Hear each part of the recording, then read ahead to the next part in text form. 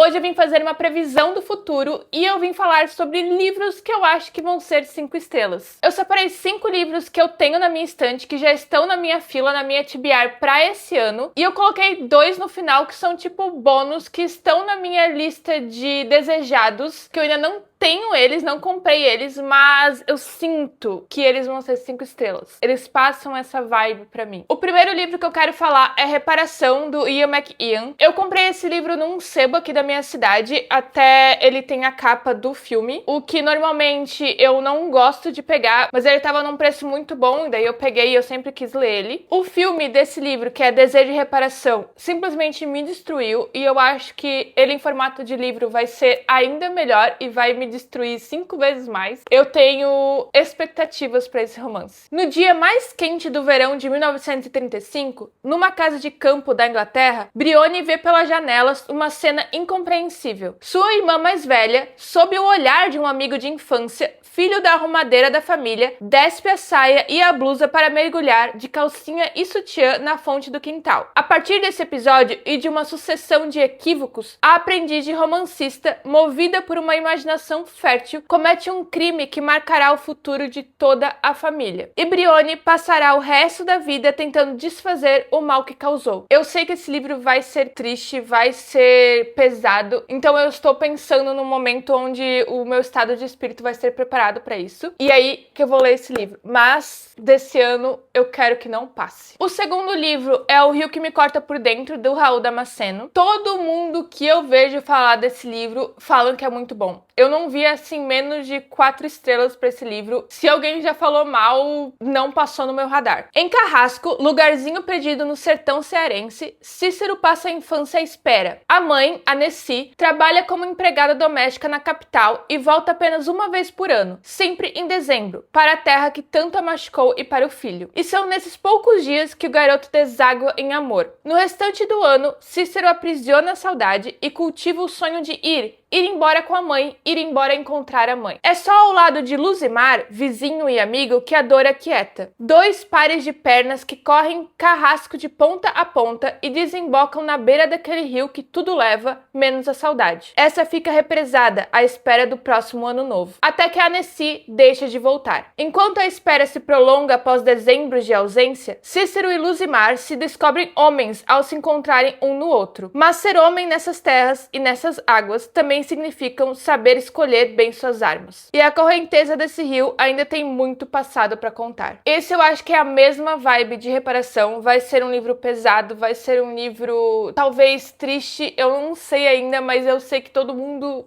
chora nesse livro, então, mesma coisa, eu estou preparando um momento específico para ler ele. E ele é um livro pequeno, bem fininho, acho que tem não quero tomar uns spoilers aqui no final, 171 páginas. Então, tomara que ele venha aí com 5 estrelas também. O terceiro livro é baseado completamente em Enquanto Eu Amei, o primeiro livro que eu li dessa autora, Villette, da Charlotte Brontë. Jane Eyre, da Charlotte Brontë, foi o melhor livro do ano de 2025 para mim, e eu automaticamente já coloquei todos os outros livros dela na minha lista pra ler assim que possível. Esse foi o primeiro que eu já comprei, os outros ainda estão na minha lista. Ele é bem grandinho e parece ser uma leitura um pouco mais longa e um pouco mais densa, mas eu acho que é aquela coisa de conexão com a história. Se você se conectar, ela flui. Se você se conecta com Jane Eyre, a história flui e não é arrastada de jeito nenhum, ela é incrível. E eu acho que vou ter o mesmo sentimento de Villette, é meio que 8 ou 80, ou ele te pega e você conecta-se, fica imersivo nessa história ou não. Villette é de muitas formas um romance delicado e deliciosamente difícil. Tudo que diz respeito à sua heroína, Lucy Snowy, é encoberto por uma névoa de inacessibilidade e uma certa escuridão que sustenta a narrativa. Lucy se muda para a cidade fictícia de Villette, onde será professora de inglês em um internato. Ali será confrontada pelos traumas do passado, enquanto completa seu percurso de heroína, com os dessabores e conquistas de uma mulher vitoriana, mas eternamente atual. Não temos muitas informações, mas eu sinto ele que é a mesma vibe de Jane Eyre, então por isso eu acho que ele vai ser 5 estrelas. O quarto livro é o segundo de uma série que eu já dei 5 estrelas pro primeiro, então eu acho que ele vai só manter os 5 estrelas até o final da trilogia, que é O Assassino do Rei, da Robin Hobb. É o segundo livro depois de O Aprendiz de Assassino. Eu amei como a Robin Hobb escreve aqui essa fantasia, eu amei como a gente fica imerso nesse mundo com uma facilidade absurda. Eu me apeguei aos personagens, eu me apeguei ao Fitz, eu acho que ele só vai crescer em mim ao longo dessa trilogia. Eu não vou ler a sinopse desse aqui porque é o segundo livro, então vai ser um spoiler, então eu vou ler a sinopse do primeiro pra vocês terem uma ideia sobre o que é. Fitz tem 6 anos de idade quando seu avô o joga aos pés de um guarda real e anuncia que a partir de então o pai deve cuidar do bastardo que produziu. E o pai do menino é ninguém menos que Chivalry Farseer, o príncipe herdeiro dos 6 ducados. Excluído pela realeza, mas importante demais para ser abandonado, Fitz é criado à sombra da corte, protegido pelo mestre dos estábulos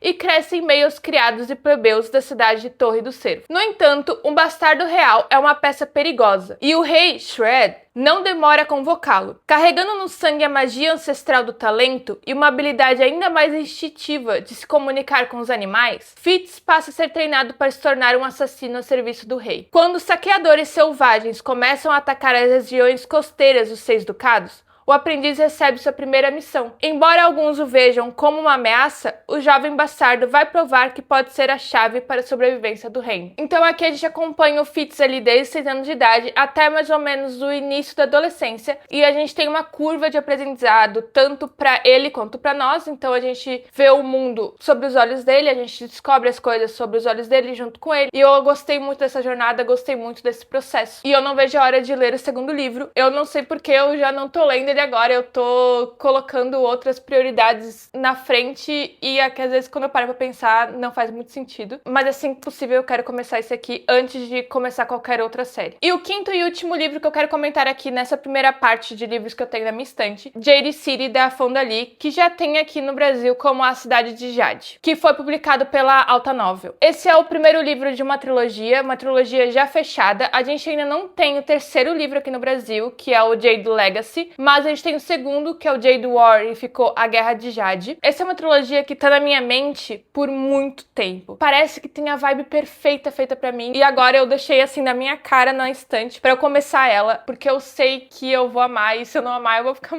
muito decepcionada e chateada. A Cidade de Jade é uma saga emocionante com disputas de sangue intergeracionais, magia e Kung Fu. Kekon é o único lugar no mundo onde é possível encontrar Jade, um minério mágico capaz de conceder capacidades sobre-humanas a uma pequena parcela da população. Uma rocha natural que já foi extraída, negociada, roubada e pela qual muitos já morreram. Por séculos, guerreiros ossos verdes, honrosos com a família Cole, a usaram para aprimorar suas habilidades mágicas e defender a ilha de invasões estrangeiras. Agora, a guerra acabou e uma nova geração Cal compete pelo controle da borbulhante capital de Kekon. Tudo o que importa é proteger o povo, acuar o mercado clandestino de Jade e defender os distritos sobre a sua proteção. As tradições do passado têm pouco espaço nessa nação que muda a cada instante. Quando uma nova e poderosa droga que permite que qualquer um, até mesmo estrangeiros, use Jade entra em cena, a tensão irrompe entre os Cal e os Eights, uma família rival, e abre espaço para violência declarada. Vocês veem como isso parece incrível? Como toda essa mistura aqui de máfia com Kung Fu, com Jade, com esse sistema aqui de magia que parece muito interessante. Parece ser incrível. Tomara que ele seja bom mesmo. E os dois últimos como bônus aqui, que eu não tenho ainda na minha estante, mas que eles estão na minha lista, assim, de leituras, e eu só tô esperando um vir pro Brasil e o outro estar mais barato. O Quarto de Giovanni, James Baldwin. Esse a minha cunhada já leu e ela amou, e ela falou que tem muito a vibe de Mentiras que Contamos, do Felipe Besson, que foi um dos livros que eu gostei muito e entrou pro ranking de melhores do ano em 2025, e ela também amou. Então eu tenho a expectativa que eu também vou amar o Quarto de Giovanni. E o segundo livro é The Buffalo Hunter x Hunter, do Stephen Graham Jones. Esse tem boatos que será lançado pela Dark Side aqui no Brasil esse ano, mas eu não encontrei a notícia oficial, então assim, boatos. Aqui no Brasil a gente só tem Temporada de Caça dele aqui lançado, que foi um dos livros que eu li na Favorim de 2025 e eu gostei bastante. Eu gostei da escrita e a forma como ele faz você ficar meio doido com a escrita. E esse The Buffalo Hunter x Hunter falam que é com vampiros, o que é um hiperfoco meu, tudo que tem vampiros e ou lobisomens, eu quero ler. Então esse realmente está na minha lista e eu só espero que seja lançado no Brasil. E eu vi que tem disponível o formato audiobook na Evern, que é uma plataforma que eu assino de audiobooks. Tô pensando em começar ele por áudio, mas talvez eu espere pra ver se esse boato da Darkside se concretize e eu deixe pra ler em português. Vamos ver. Eu acho que eu tenho outras prioridades já aqui na minha estante antes de pegar esse aqui. Essa foi então a minha previsão de 5 estrelas pra esse ano. E eu realmente espero que essa previsão se concretize, que eu revisite esse vídeo no futuro depois de ler todos esses livros e que eu falo, sim, realmente eles foram. E eu também leia mais 5 estrelas além desses aqui que eu falei, porque eu quero que esse ano de leitura seja maravilhoso e que eu tenha